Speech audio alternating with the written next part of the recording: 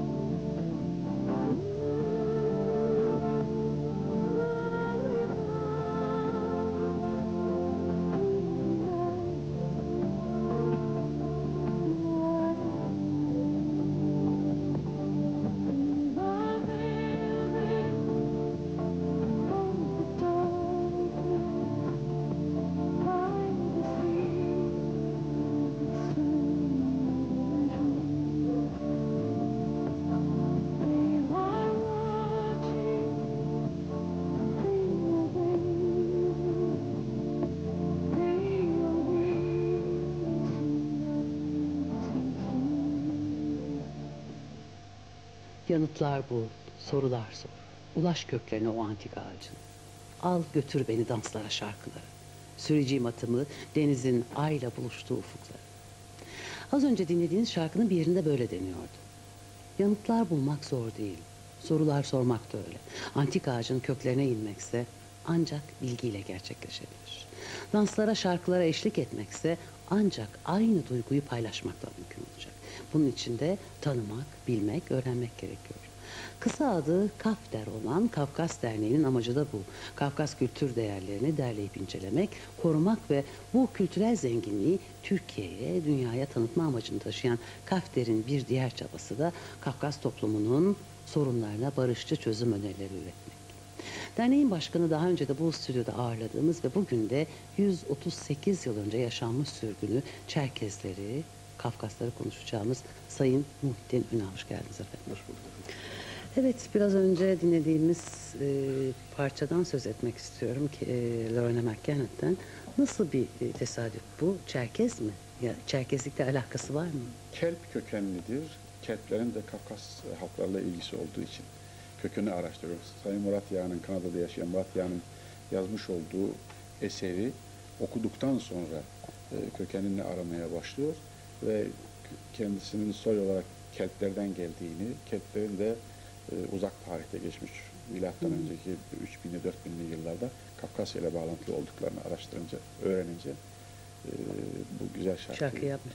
Peki geçtiğimiz günlerde de Türkiye'ye geldi galiba. Türkiye'ye geldi, kendisini konuk ettik. Siz dediniz Lorena McKennett okuyarak öğrenmiş. Acaba dünyada, öncelikle Türkiye'de kaç kişi biliyor Çerkezlerin yaşadığı, tabii rakamsal bir şey değil de biliniyor mu? Yani bu soykırım, bunun adına soykırım demekte hiçbir sakınca yok. Bu yaşananlar biliniyor mu? Hayır, hatta bizim toplumumuz tarafında bile yeteri kadar biliniyor. Çerkezler, yani diasporadaki Çerkez. Ancak dernek çevrelerinde olan insanlar, yayınlarımızı okuyabilen, ulaşabildiğimiz insanlar bunu öğreniyorlar. İşte burada en büyük hizmet sizlere düşüyor. Sağ olun, var olun.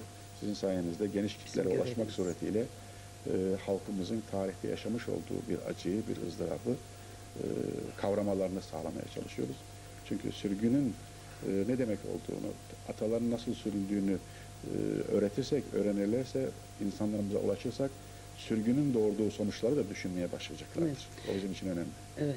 Şimdi soykırım demekte en ufak bir sakınca yok dedik. Yok. Soykırım olma nedenlerinden bir tanesi de Rusların uyguladıkları, işte 1,5 milyon asker kaybediyor Ruslar bunda. Ve bunun planlı bir savaş olduğunu görüyoruz. Hiç kuşkusuz. Soykırımda Hiç plan kuşkusuz. çok önemli. Korkunç İvan diye bilinen 4. İvan Çar zamanında 1556'da yapılan bir plandır. Bu planı 1722'lerde Çar Deli Petrol geliştirdi ve temel strateji Karadeniz sahilinin tümüyle Ruslaştırılmasına dayanıyor. Hı hı.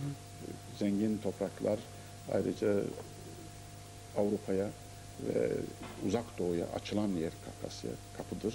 Bu kapının ele geçirilmesi Rus ekonomisi yönünden oldukça önemliydi. 1722'lerde son şeklini alan planı ondan sonra gelen bütün çarlar ve bütün komutanlar aynen uygulamaya çalıştılar. Ve Rus tarihçilerinin, Rus komutanlarının o zamanki çar ve çar naiplerinin ifadeleri, hatıraları incelendiğinde hepsi rahatlıkla bunun bir soykırım olduğunu söylüyorlar. Yani, peki yani Kafkas halkının bir yarısını istediğimiz şekilde yer değiştirmeye mecbur edebilmek için öbür yarısını kırmak zorundaydık. Ya Yok peki etmek bugün de zorundaydık. kabul ediyorlar mı bunu? Bugün de çok sayıda Rus tarihçisi bunları yazdılar. Çok sayıda eserde bunlar yer alıyor. Şimdi de Rusların büyük bir bölümü resmi kaynaklar göç diyor. Acaba burada yani bu zulüm sürerken sürgün olduğunu biliyoruz. Sürgün sırasında yaşananları biliyoruz, soykırımda biliyoruz ama kendiliğinden göçenler de oldu mu? Yani Kendinden kaçmak göçenler için. de oldu ancak kendinden göçenlerin göç nedenlerini de araştırmak lazım. Zulümden kaçmak. Özellikle Kuzeybatı Kafkas halklarını sürdükten sonra kurulan rejimi gerek dini anlamda gerekse yönetim anlamında kurulan rejim geleneksel yapılarına aykırı. Ona intibak etmeleri ve o sistemi kabul etmeleri mümkün olmadığı için kendiliklerinden yola çıktılar. İlk yola çıkanlar Romanya üzerinden, Karadeniz üzerinden Balkanlara geldiler. 375 ila 400 bin insan oraya yerleştirildi 1863-64 yıllar arasında. Diğerleri Karadeniz üzerinden gemilerle gönderildi. Rus gemileri, Osmanlı gemileri, İngiliz gemileri, Fransız gemileri ve Karadeniz'in takaları. Onu bir Rus tarihçisi şu şekilde niteliyor. Yüzen mezarlar. Savaş arttığı gemiler 50-100 kişi alabilecek olan gemilere 300-400 kişi bindirmek suretiyle paraya da tamah ederek yola çıktılar ve çok sayıda gemi battı. Bunların sayısı bilinmiyor, tespit edilemedi. Ne yazık ki. Karadeniz üzerinden gelenler Trabzon, Samsun ve Akçakoca tarafına çıktılar. Oralarda dağıtımı uzun süre beklediler. Osmanlı'nın da en kötü zamanı, en zor zamanı geldikleri tarihlerde hastalık, açlık, sefalet çok sayıda insanımızın yok olmasına neden oldu. Peki kaynaşması, bu yeni yurduna alışması kolay oldu mu Çerkez? Olmadı çünkü geldikleri ortamda arzu ettikleri şeyi bulamadılar. Onlar halifenin ülkesine gidiyoruz. İstanbul'a gidiyoruz. Şarkılarda hep İstanbul ifadesi geçer. Onlar Osmanlı İmparatorluğu olarak sadece İstanbul'u biliyorlar. Çünkü halife İstanbul'da. İstanbul'a gidiyoruz diye geliyorlar. İntibak edemediler. Uzun yıllar sürdü bunların intibakları. Balkanlara yerleşenler 14 yıl kadar orada kalıp kök salmaya başladıktan, birazcık artık rahatladık diye başladıktan, belli bir noktaya ulaştıktan sonra 93 Harbi, Osmanlı-Rus Harbi patlak verdi. Harp sonucunda Osmanlı mağlup olunca Ruslar anlaşmaya bir madde koydular. Balkanlarda tek bir Çerkes kalmayacak diye. İkinci kez. Nasıl bir kin değil mi? Nasıl bir? Evet. Doğu Anadolu'da yapılan anlaşmalarda Rusya ile Türkiye arasında, Osmanlı arasında Melikov, General Melikov'un gelip yapmış olduğu anlaşmada bir hüküm var. O anlaşmada Karadeniz sahilinde ve Doğu Anadolu'da Rus sınırlarına yakın herhangi bir yerde tek bir Çerkes'in bırakılmaması ve Çerkeslerin toplu olarak iskan edilmemesi vardır. Evet. Evet, ama Çerkezler yine de bulundukları yerlerde, özellikle Anadolu topraklarında kültürleriyle, gelenekleriyle yaşadılar ve bulundukları toplumun da kültürünü ve gelenekleriyle hem kaynaşıp hem de olumlu yönde etkilediler. Yerleştikleri yerlerde denge unsuru oldular. Osmanlı'nın iskan politikası için Profesör Kemal Karpat hocamız ve birçok bilim adamı araştırma yaptılar. Onların ortaya koydukları verilere baktığınız zaman Osmanlı İmparatorluğu'nun yöneticileri, o günkü yöneticiler, halifeler sorunlu bölgelerde tampon olarak, örneğin Araplarla olan ihtilaflarda tampon olsun diye Arap sınırına yerleştirdiler. Doğu Anadolu, Güneydoğu Anadolu'da özellikle sınır bölgelerinde Çerkesleri yerleştirdiler. Peki şimdi dünyada aşağı yukarı ne kadar Çerkez vardır bilebiliyor musunuz? Kafkasya'da 4 milyon civarında, bütün Kafkas halklarının hepsine birden Çerkes denildiği için Türk kökenli, orijinal Kafkas kökenli olanlar hepsi beraber 4 milyondur. Amerika, Avrupa, Ürdün, Suriye, İsrail'de özellikle bu son üçünde fazla var. Türkiye'dekilerle beraber 6 milyon, gerçekçi olarak konuşursak bunu 7-8 telaffuz edenler de var ama 6 milyon civarında diasporada, 4 milyon civarında ana vatanda. Yani %60'ı diasporada. Evet. Şimdi sürgün halk statüsüne kavuşabilmek için mücadele veriyorsunuz. Çok kısa anlatabilir misiniz? Bu statüste ne kazandıracak ve Rusya'nın yaklaşımı nedir? Dünyada mevcut Çerkes dernekleri 1991'de Dünya Çerkes Birliği örgütünü kurdular. Merkezi Nalçık'ta, Kafkasya'da. Bu örgütün mücadelesiyle UNPO bir karar aldı. Çerkes halklarının gerçekten sürgüne uğradıklarını, gerçekten mağdur olduklarını, Rusya'nın bunu kabul etmesi gerektiğini, dönmek isteyen insanların özgürce vatanlarına dönebilmeleri gerektiğini, gerekirse hatta maddi yardımda bulunmaları gerektiğini Rusların, ayrıca çifte pasaport ve çifte kimlik sahibi olmaları gerektiğini, dönmüyorlarsa bile. Bunu Birleşmiş Milletler'de temenni kararı olarak Rusya'ya, Duma'ya tebliğ etti ama o tarihlerde Yeltsin ılımlı bir tebliğ ile uluslararası kurallara göre bu sorunlar çözümlenmedir. Evet, Çerkes halkları Çarlık döneminde haksızlığa uğramışlardır diye bir tebliğ yayınladı. Onun ötesinde bir adım atılmadı. Bugünlerde yeni başkan Putin daha olumsuz, daha tutucu bir yaklaşımla Yeltsin'in gösterdiği o anlayışı da tamamen bertaraf eden bir yapı içerisinde, gerçi dönüşe engel değiller, engel olmuyorlar. Peki ne kazandıracak bu? Şu olacak, sürgündeki ulus statüsü hakkını kazandığınız zaman uluslararası kurallara göre dönmeseniz bile bir defa çifte pasaport hakkı elde ediyorsunuz. Çifte vatandaşlık hakkı elde ediyorsunuz. Artı Dönerseniz özgürce dönebiliyorsunuz ülkenize, vatanınıza. Şimdi dönemez. Tazminat hakkı da dahil olmak üzere maddi haklar da vardır bunun ucunda. Dönen insanlarımız var ama yeterli değil. Evet. Şimdi benim tanıdığım gencecik Çerkezler belki bir kısmı Çerkezceyi bile bilmiyor ama hiç görmedikleri memleketlerinden söz ettiğinde işte tıpkı şimdi sizin olduğu gibi gözleri yaşardı. Evet, doğru. O bir tabii hasrettir. 138 yıl süren bir eğitimini görmedik ama dedelerimiz, nenelerimizin anlattıklarıyla kulaklarımız dolu. Nenelerimiz, dedelerimiz, yaşlılarımız vefat ederken, ölürken kıble ne taraf diye soruyorlardı. Bir kıbleye dönüyorlardı. Bir de Kafkasya ne taraf, beni o tarafa çevirin diye. 21 Mayıs Çerkezler için çok acıklı bir gün. Hiç unutulmayacak bir gün. Bence unutanların da mutlaka hemen şimdi hafızalarına çok derin harflerle kazmaları gereken bir gün. Ve stüdyomuzun diğer yanında gencecik arkadaşlarımız bekliyorlar. Bu günün anlamına uygun bir dinleti sunacaklar ve ben bizi izleyen herkese bu dinleti sırasında tüm Çerkezlerin yaşadığını bildiğiniz, eğer Çerkezseniz duyduğunuz, değilseniz yaşadıklarını şimdi öğrendiğiniz bu soykırımı, bu acılı sürgünü düşünün ve göreceksiniz ki bugün hala buna benzer şeyler dünyada yaşanıyor. Evet. Efendim çok teşekkür ediyorum. Bu anlamlı günde birlikte olduk. Bizi aydınlattınız. Bizimle beraber izleyicilerimiz öyle. Biz sizi unutmuyoruz. Siz de bizi unutmayın lütfen. Teşekkür ederim. Bizim unutmamız mümkün değil. Bir gün giderseniz oralara ederim. resmimizi de götürün. Resmimizi de götüreceğim ama ben sizi beraber götürmeyi diliyorum, istiyorum. Umut ediyorum. Tüm Dünyanın ekibinizle en beraber. güzel topraklarını. Çok teşekkürler. Sağ olun. Sarıkamış, Türk tarihinin en acımasız savaşlarından birine sahne olmuş bir hüzünlü kent. Ve Sarıkamış'ta Birinci Dünya Savaşı'nın en ağır günlerinde acımasız kış şartlarına dayanamayarak ölen onca askerimiz. O askerlerin içinde 1 Mayıs günü baharı beklerken sürgün edilmiş, Osmanlı'ya sığınmış ve Rusların bitmek bilmeyen saldırılarına karşı Türk askerleriyle omuz omuza çarpışmış Çerkezler de vardı.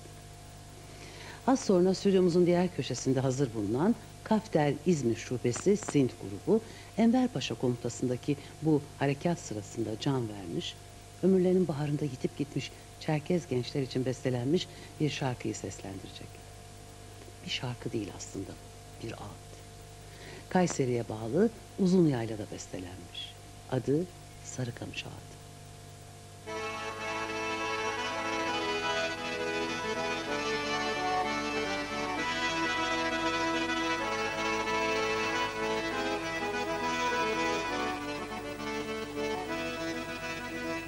Orası topni oyro, diğer de kutarga oy.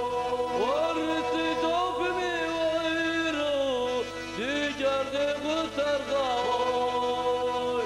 Mağarib zahami fıqam başıma, döne kuğaşmida.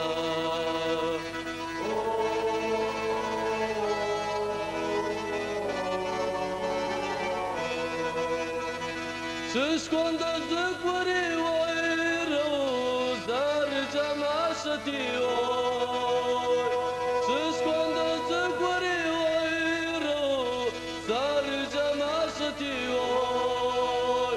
Aciga sana vazi asar masaga, artbaga pamı viba.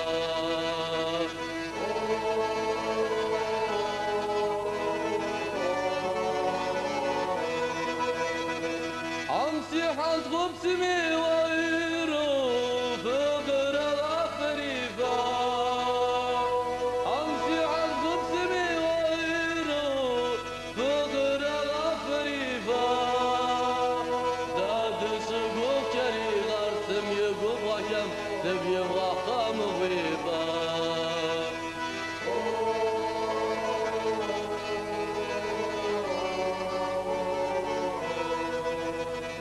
Sarıkamışıma oyro, şargı dotateri oy.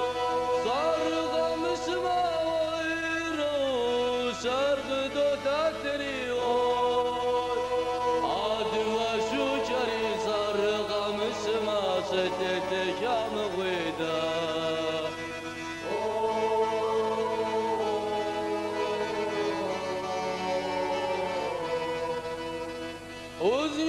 şükeri oyru sofra yoşiri oy Uzyala şükeri oyru sofra yoşiri oy Abdüka maqawa fitetu zekezikim yaptı sağvamı veda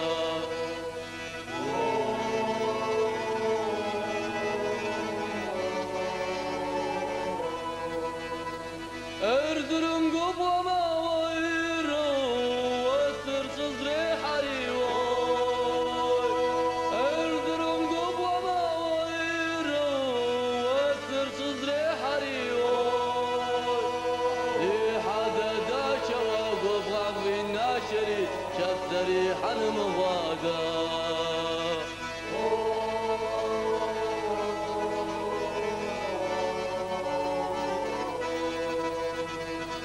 Quando zguri oyru sarca masdi oy Siz quando zguri oyru sarca masdi oy Mağrib zahami fıqam vajmadana gujmida Mağrib zahami fıqam vajmadana gujmida